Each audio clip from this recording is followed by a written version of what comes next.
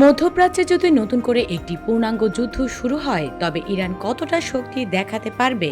আমেরিকার নিষেধাজ্ঞা আর একের পর এক বিমান হামলার পরও কি ইরান আসলেই তৈরি?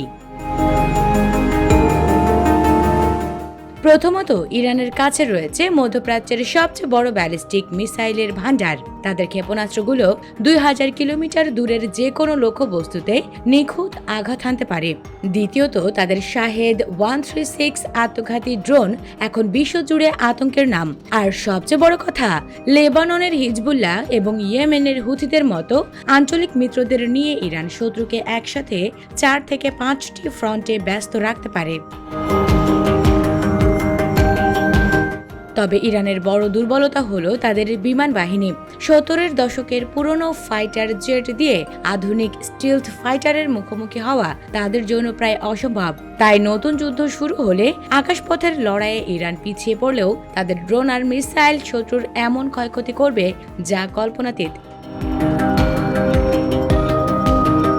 US Bengal desk report.